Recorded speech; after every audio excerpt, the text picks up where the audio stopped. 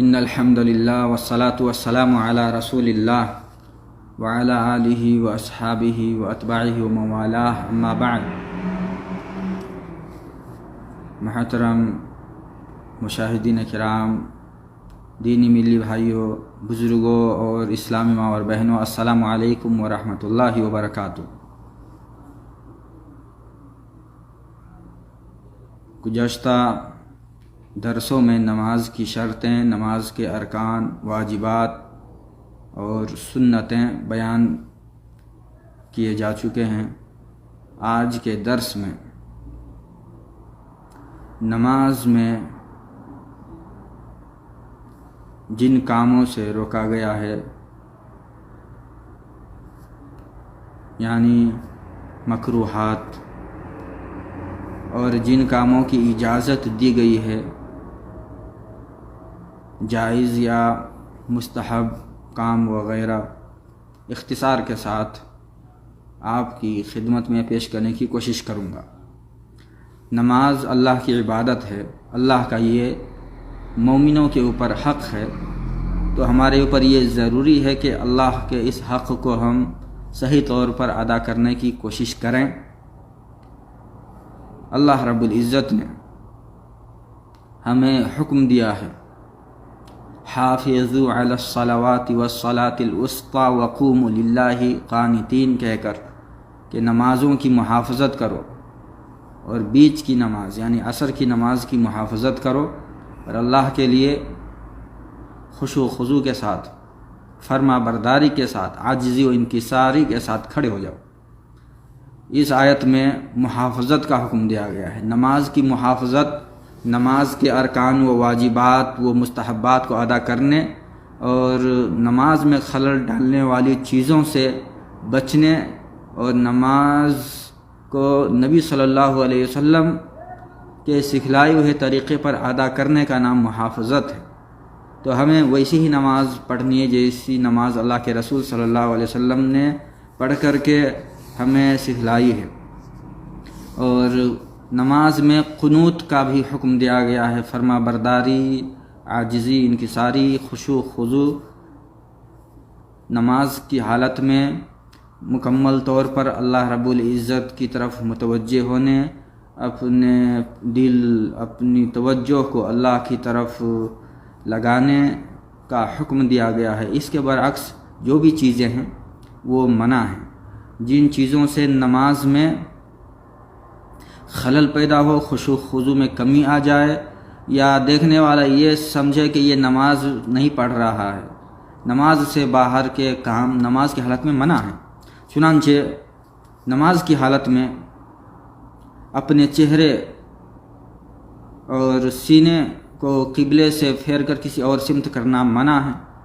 اگر کوئی بلا وجہ اپنے چہرہ اور سینہ قبلہ سے موڑ کر کے کسی اور سمت، دائیں طرف یا بائیں طرف کر لے، تو یہ مکروہ تحریمی ہے، اور ضرورت کے تحت کرنا پڑے تو جائز ہے۔ اور اگر اپنا پورا رخ قبلے سے ہٹا لے، مثلا پورے بدن کے ساتھ دائیں طرف مڑ جائے یا بائیں طرف یا بالمقابل، اگر مغرب کی طرف قبلہ ہے تو مغرب کے بجائے وہ مشرق کی طرف گھوم جائے پورے بدن کے ساتھ، نماز باطل ہو جائے گی، کیونکہ قبلہ، استقبال قبلہ ایک شرط ہے جس کو ترک کرنے کی وجہ سے نماز باطل ہو جائے گی۔ اور اگر حالت جنگ میں ہیں تو پھر جائز ہے، جس طرف جس سمت میں رخ ہو اسی سمت میں رخ کر کے نماز پڑھنے کی اجازت ہے، بھاگتے ہوئے، دوڑتے ہوئے، چلتے ہوئے جس سمت میں ہے، کیونکہ وہ حالت خوف ہے، اور حالت خوف میں اس کی اجازت ہے۔ اور نارمل حالت میں جب حالات سازگار ہوں تو ایسی صورت میں اپنے چہرے یا اپنے سینے کو قبلے سے ہٹانا بغیر ضرورت کے مکروہ تحریمی ہے۔ ضرورت کے تحت دائیں یا بائیں طرف تھوڑا اگر التفات کرتا ہے تو حرج نہیں ہے، اور اگر پورے بدن کے ساتھ اپنے اس بدن کو قبلے سے ہٹا لیتا ہے تو پھر نماز باطل ہو جائے گی، الا یہ کہ حالت خوف اور حالت حرب میں اس کی ضرورت پڑتی ہے، اور ایسی صورت میں جائز ہے، اس کی اجازت ہے۔ اسی طرح نماز کی حالت میں آسمان کی طرف نگاہوں کو اٹھانا منع ہے۔ اللہ کے رسول صلی اللہ علیہ وسلم نے اس کے بارے میں فرمایا، ما بال اقوام یرفعون ابصارهم الى السماء لینتہن او لتختفن ابصارهم، کہ کچھ لوگوں کو دیکھتا ہوں کہ وہ اپنی نگاہوں کو آسمان کی طرف اٹھاتے ہیں، ان کو اپنی اس حرکت سے باز آ جانا چاہیے، ورنہ ان کی نگاہیں اللہ تعالیٰ بے نور کر دے گا، اللہ انہیں اندھے کر دے گا۔ تو اس میں وعید، سخت وعید سنائی گئی ہے۔ جو حالت نماز میں نگاہیں آسمان کی طرف اوپر اٹھا کر کے دیکھتے ہیں، ان کے لیے یہ سخت وعید ہے اور دھمکی ہے کہ ایسا نہ ہو کہ ان کی نگاہیں بے نور کر دی جائیں۔ یہ بخاری کی حدیث ہے، حدیث نمبر 751۔ اسی طرح نماز کی حالت میں اقعاء سے منع کیا گیا ہے۔ اقعاء ایک خاص صفت ہے، بیٹھنے کی صفت، ایک خاص ہیئت، جیسے کتا بیٹھتا ہے، کتے کی طرح سے نماز میں بیٹھنے سے منع کیا گیا ہے۔ اور کتا کیسے بیٹھتا ہے؟ آپ نے دیکھا ہوگا کہ اپنی اگلی 2 ٹانگوں کو کھڑے رکھ کر کے چوتڑ کے بل بیٹھتا ہے۔ تو اس طرح کوئی سجدے کی حالت میں، یعنی سجدے سے جب اٹھتا ہے تو اس وقت یا تشہد کے وقت میں اس طرح سے بیٹھے کہ چوتڑ کو زمین سے لگا دے اور دونوں ٹانگوں کو اٹھا کر رکھے، یعنی کھڑی کر کے رکھے۔ اس کو اقعاء کہا گیا، اس سے منع کیا گیا ہے۔ اللہ کے رسول صلی اللہ علیہ وسلم نے فرمایا، اذا رفعت راسك من السجود فلا تقعی کما یقعی الکلب، رواہ ابن ماجہ، کہ جب تم سجدے سے سر اٹھاتے ہو تو اس طرح مت بیٹھو جیسے کتا بیٹھتا ہے، اقعاء کی ہیئت میں مت بیٹھو۔ تو اس سے صاف طور پر، واضح طور پر یہ بات سمجھ میں آ جاتی ہے کہ نماز کی حالت میں اس ہیئت پہ بیٹھنا ممنوع ہے، منع ہے۔ نماز کی حالت میں اپنے ہاتھوں کو کتے کی طرح سے، جیسے کتا بیٹھتا ہے تو دونوں پاؤں کو زمین سے پھیلا کر کے زمین سے لگا دیتا ہے، ایسے سجدے کی حالت میں اپنے دونوں بازوؤں کو زمین سے ٹچ کرنا، زمین پہ بازوؤں کو بچھانا منع ہے۔ اللہ کے رسول صلی اللہ علیہ وسلم نے اس سے بھی منع فرمایا۔ اللہ کے رسول کا فرمان ہے، اعتدلوا فی السجود ولا یبسط احدکم ذراعیہ انبساط الکلب یا افتراش الکلب۔ جب نماز پڑھتے ہو اور سجدہ کرتے ہو تو سجدے کی حالت میں اپنے بازوؤں کو کوئی زمین پہ اس طرح نہ پھیلائے جس طرح سے کتا اپنے دونوں ٹانگوں کو پھیلاتا ہے۔ یہ متفق علیہ حدیث بخاری مسلم میں یہ حدیث آئی ہے۔ اور دوسری روایت میں جو ترمذی کی روایت ہے اس میں بھی اعتدلوا فی السجود ولا یفترش احدکم ذراعیہ افتراش الکلب، سجدے کی حالت میں اعتدال برتو، یعنی کہ صحیح ڈھنگ سے سجدہ کرو۔ اعتدال سے مراد ہے وہ کیفیت جس کی اللہ کے رسول نے ہمیں تعلیم دی ہے کہ سجدے کی حالت میں صرف دونوں ہتھیلیاں زمین پہ ہوں، دونوں بازو زمین سے اٹھے ہونے چاہیے، بغل سے ہاتھ جدا ہو اور ران پیٹ سے جدا ہو، اور چوتڑ ران سے یا پاؤں سے پیر سے جدا ہو، ٹچ نہ کرتے ہوں۔ تو اس طرح سے سجدے کرنے کی کیفیت ہے اور ہیئت ہے جس کی تعلیم دی گئی ہے۔ اس کے برعکس اگر کوئی سجدے کی حالت میں اپنے دونوں ایسے بازو کو سٹا لیتا ہے یا پھر بغل کو اپنے پیٹ سے سٹاتا ہے یا اپنی کروٹ سے سٹا لیتا ہے یا اپنے پیٹ کو رانوں سے ٹچ کرتا ہے یا چوتڑ کو پاؤں سے ٹچ کر کے، جیسے بعض مسلک میں عورتیں سجدہ کرتی ہیں، ان کو تعلیم دی جاتی ہے، اس طرح سے مرد یا عورت کوئی بھی اس طرح سے سجدہ کرے، یہ منع ہے، عورتوں کے لیے بھی منع ہے۔ کیونکہ اللہ کے رسول نے جو تعلیم دی ہے نماز کے متعلق اور نماز کی صفت کے متعلق وہ سب کے لیے عام ہے، مرد اور عورت میں تفریق نہیں کی گئی ہے۔ نماز کی کسی کیفیت میں کسی بھی صحیح حدیث میں تفریق نہیں آئی ہے، اس لیے جو لوگ تفریق کرتے ہیں ان کے پاس کوئی صحیح دلیل نہیں ہے، بلا دلیل محض قیاس آرائی کی بنیاد پہ عقلی گھوڑے دوڑا کر کے وہ تفریق کرتے ہیں جس کی شریعت میں گنجائش نہیں ہے، کیونکہ نماز ایک عبادت ہے اور عبادت میں قیاس آرائی منع ہے۔ اصل عبادت قیاس کے ذریعے سے ثابت نہیں کیا جا سکتا۔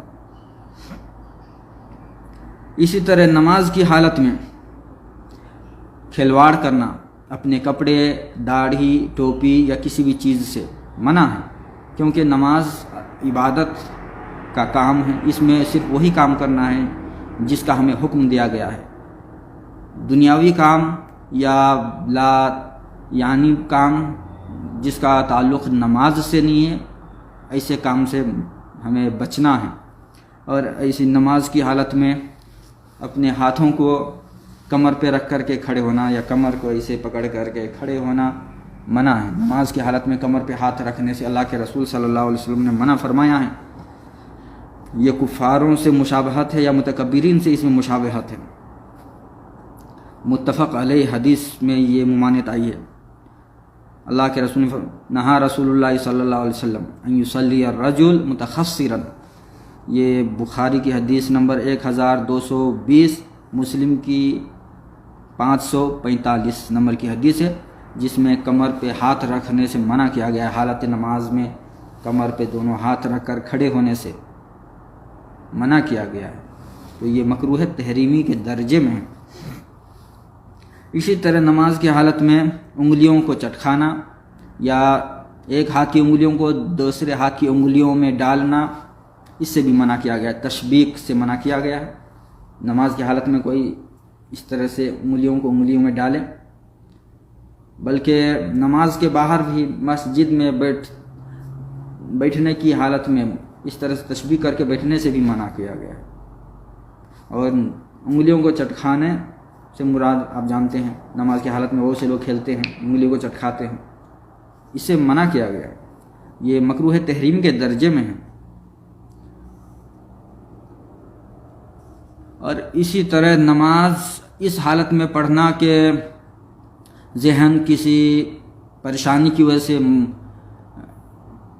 مشغول ہو، معوف ہو،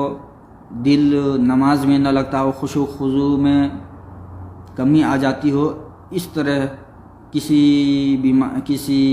ایسی حالت میں بندہ مبتلا ہے جس کو وہ دور کر سکتا ہے،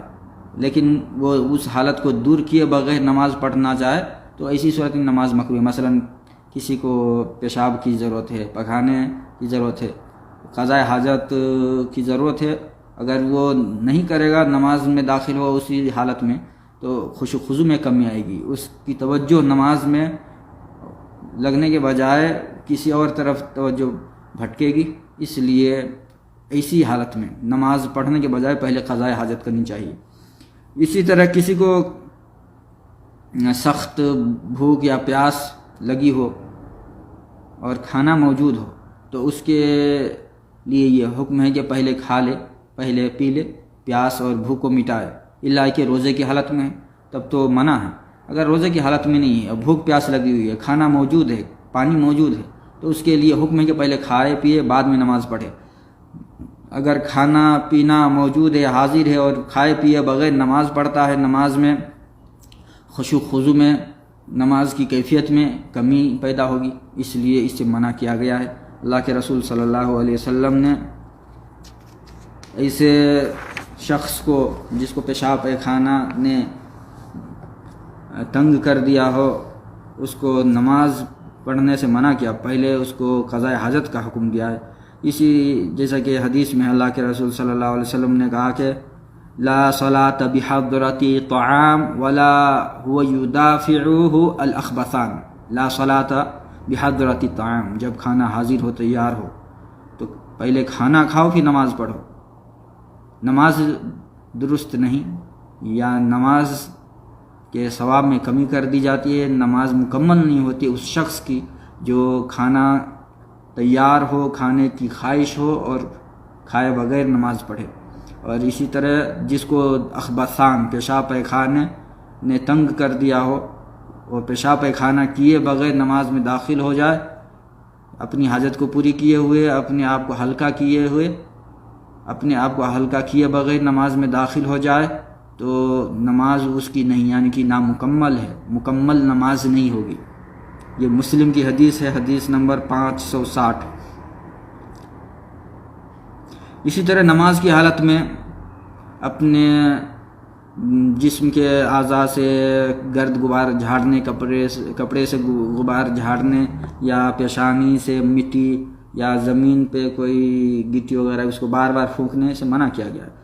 اگر ضرورت ہو تو ایک دفعہ صرف زمین کو ہموار کرنے، ایک مرتبہ پھونکنے کی گنجائش ہے، اجازت ہے، لیکن بار بار زمین کو ہموار کرنا یا زمین کو پھونکنا یا پیشانی پہ جو مٹی یا گٹی وغیرہ لگ جائے اس کو جھاڑنا، کپڑے سے جھاڑنا، کپڑے کو درست کرنا یا کسی بھی اعضاء کے یا جو ہم کپڑے وغیرہ لگاتے اس سے کھیلنا، یہ منع ہے۔ اگر کوئی متوالیاً برابر ایسا کرے اور عمل کثیر کے درجے میں وہ عمل آ جائے تو پھر اس کی نماز باطل ہو جائے گی، اور اگر عمل قلیل ہے تب بھی مکروہ ہے، تحریمی ہے، یعنی کہ حرام کے قریب ہے۔ اس لیے نماز کی حالت میں ان کاموں سے، ان حرکتوں سے بچنا چاہیے۔ نماز کی حالت میں جن کاموں کے کرنے کی اجازت ہے، ان میں سے بعض کام ایسے ہیں جو عام طور پہ جن کو علم نہیں ہے وہ سمجھتے ہیں کہ یہ کام نماز کے منافی ہے، نماز کی حالت میں کیسے کر سکتے ہیں، جبکہ شریعت میں اس کی اجازت ہے اور اللہ کے رسول صلی اللہ علیہ وسلم نے خود کیا ہے یا کرنے کی اجازت دی ہے۔ تو جن کاموں کے کرنے کی اجازت ہے نماز کی حالت میں یا اللہ کے رسول سے کرنا ثابت ہے، وہ عمل کثیر میں نہیں داخل ہے اور اس کے کرنے سے نماز میں خلل بھی نہیں پیدا ہوگا، کر سکتے ہیں۔ انہی میں سے ایک کام ہے اپنے آگے سے گزرنے والے کو روکنا۔ نماز کی حالت میں اللہ کے رسول نے فرمایا جب تم نماز پڑھ رہے ہو تمہارے سامنے سے کوئی گزرنا چاہے اس کو روکو، اگر وہ زبردستی گزرنا چاہے تو اس سے قتال کرو، اس کو قوت اور طاقت سے روکو۔ فَإِنَّ مَعَهُ الْقَرِينَ، کیونکہ اس کے ساتھ شیطان ہے۔ مسلم کی روایت ہے اذا كان احدكم يصلي فلا يدعن احدا يمر بين يديه فان ابى فليقاتله فان معه القرين۔ حدیث نمبر 560، مسلم کی حدیث نمبر 560 ہے۔ جب تم میں سے کوئی نماز پڑھ رہا ہو تو اپنے آگے سے کسی کو گزرنے نہ دے، اگر وہ زبردستی گزرے تو اس سے قتال کرے، یعنی طاقت اور قوت سے روکے۔ اگر طاقت و قوت سے بھی نہ رکے تو پھر بندہ مجبور ہے، اس کے اوپر جو واجب ہے وہ واجب ادا کر لے گا، لیکن اس کو حکم دیا گیا کہ طاقت اور قوت سے روکے۔ اگر طاقت و قوت سے بھی نہیں روک سکتا ہے تو پھر جس چیز کی اس کے پاس طاقت اور قوت نہیں ہے اس کا یہ مکلف نہیں ہے۔ بندے کو اللہ نے اتنا ہی مکلف کیا جتنے کی اس کے پاس طاقت اور قوت ہے۔ اسی طرح نماز کی حالت میں جو کام کر سکتے ہیں جس کی اجازت ہے وہ ہے امام کو لقمہ دینا۔ اگر امام قرات کرتے ہوئے غلطی کر جائے یا بھول جائے تو مقتدیوں کو اجازت ہے کہ وہ لقمہ دے، یعنی بآواز بلند قرآن کی وہ آیت پڑھ کر کے سنائیں جو امام بھول رہا ہے یا جس میں غلطی کر رہا ہے۔ نماز کی حالت میں اگر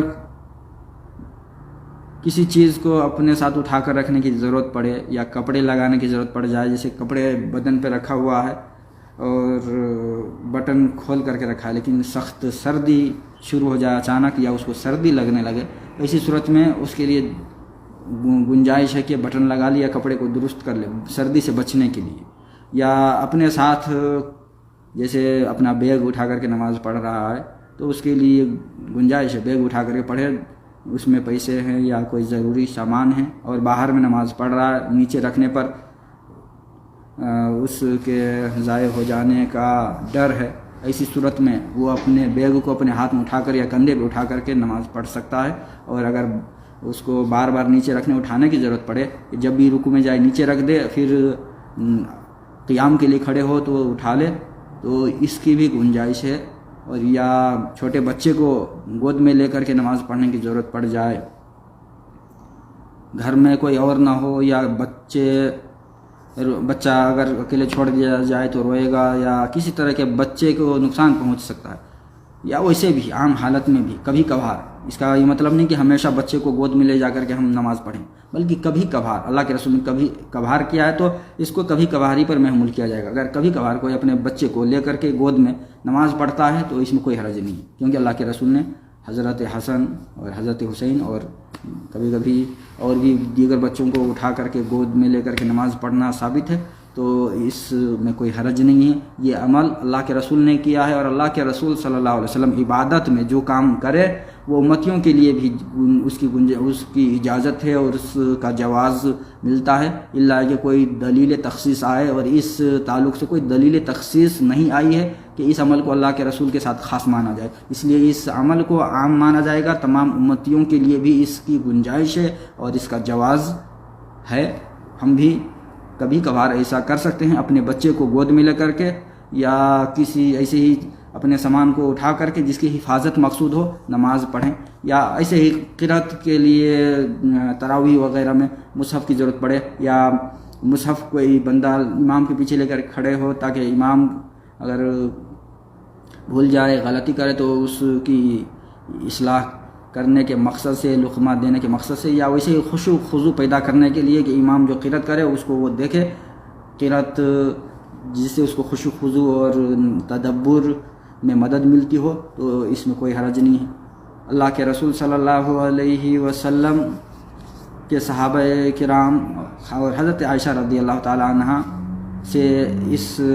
کا ثبوت ملتا ہے، جیسا کہ صحیح حدیث سے ثابت ہے۔ حضرت عائشہ رضی اللہ تعالی عنہ اپنے غلام کے پیچھے تراویح کی نماز پڑھتی تھیں، اور وہ غلام مصحف لے کر کے تراویح پڑھاتا تھا۔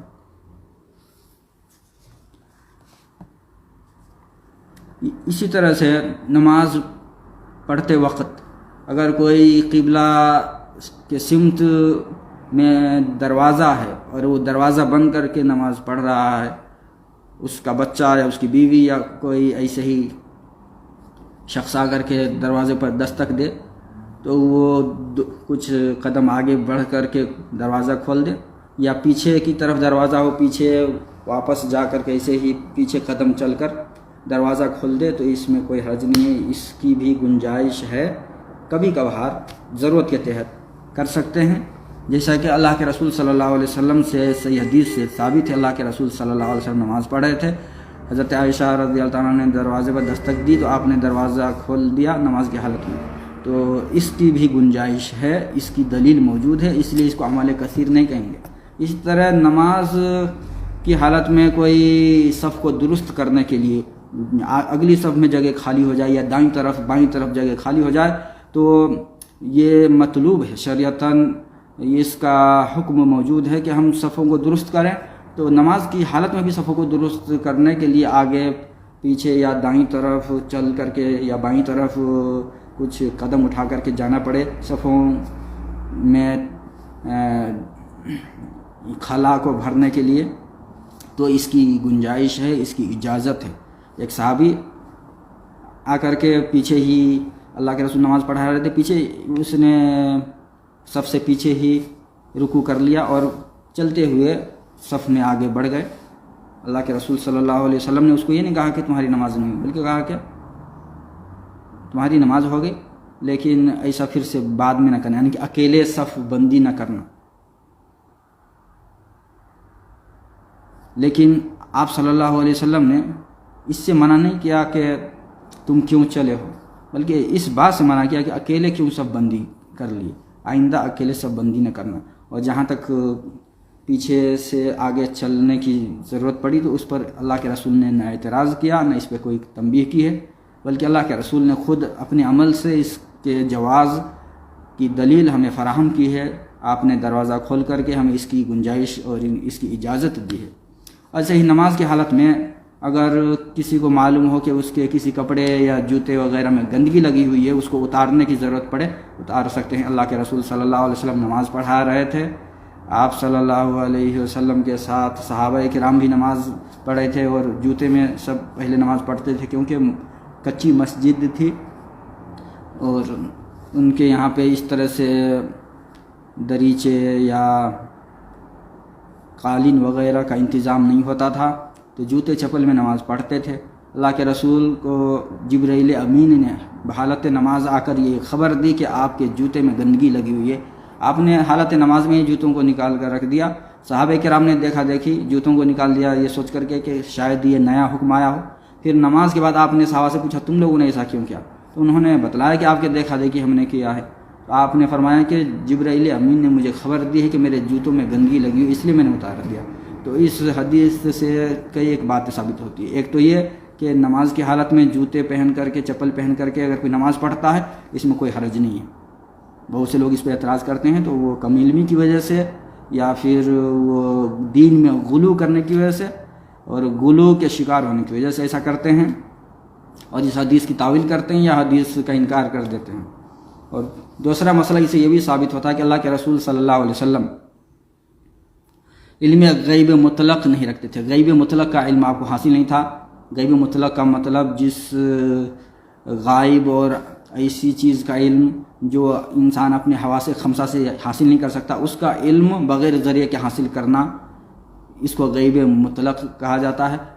ایسا غیب جو تمام لوگوں سے غائب ہو، جس کا علم کوئی نہ رکھتا ہو اللہ کے علاوہ، اس غیب کو غیب مطلق کہا جاتا ہے۔ اس کو جان لینا اپنے ہی حواس کے استعمال سے یا بغیر حواس کے استعمال کے جان لینا، اس کو علم غیب مطلق کہا جاتا ہے۔ تو اللہ کے رسول کو علم غیب مطلق نہیں تھا، اس لیے آپ کو یہ خبر نہیں تھی کہ آپ کے جوتے میں گندگی لگی ہوئی ہے، بلکہ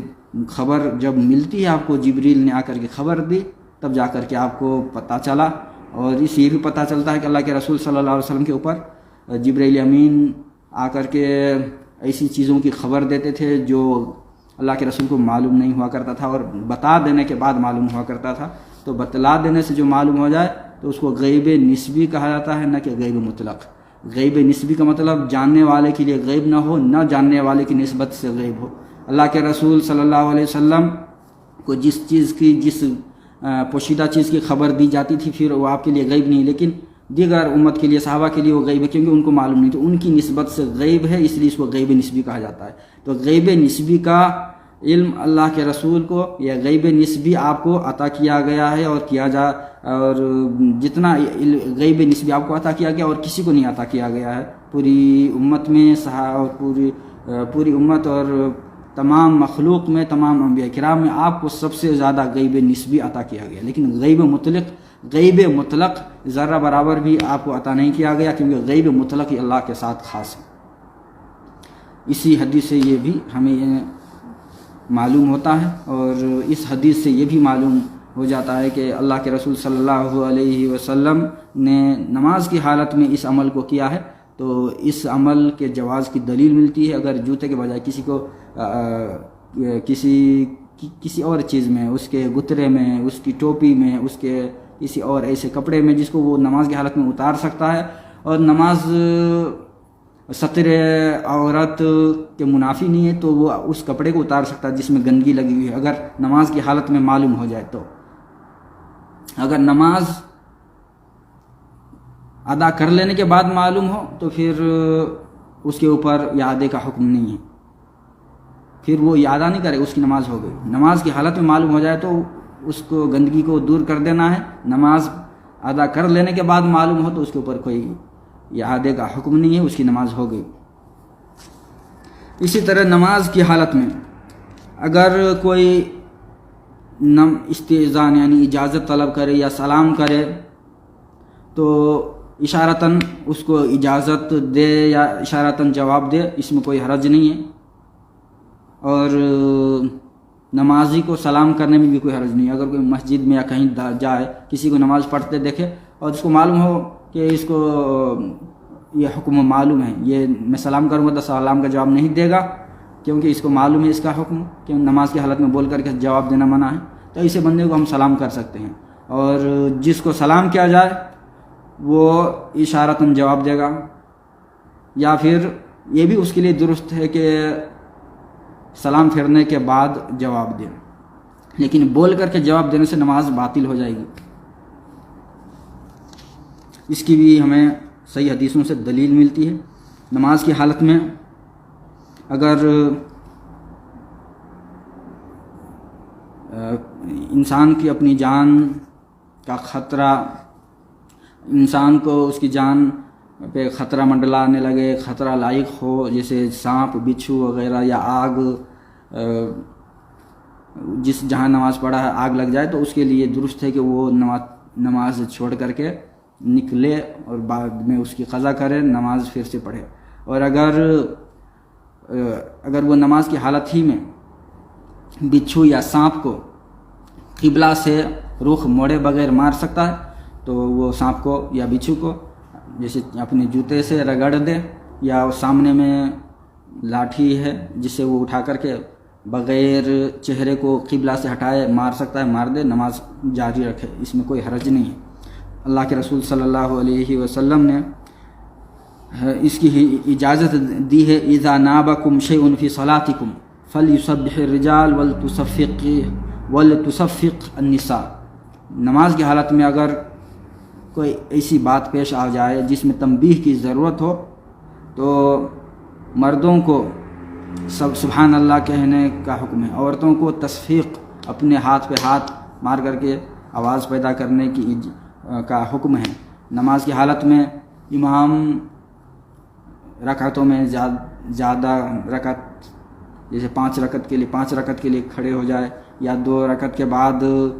تشہد میں بیٹھے بغیر تیسری رکعت کے لیے کھڑے ہونے لگے، تو اسی صورت میں مقتدیوں کو چاہیے کہ سبحان اللہ کہہ کر کے امام کو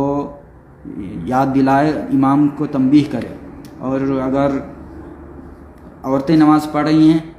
اور مرد حضرات نہیں ہیں، یا مرد حضرات نے تنبیہ نہیں کی، تو عورتوں کے لیے اجازت ہے کہ وہ تصفیق کے ذریعے اپنے ہاتھ کو ہاتھ میں مار کر آواز پیدا کر کے امام کو تنبیہ کرے،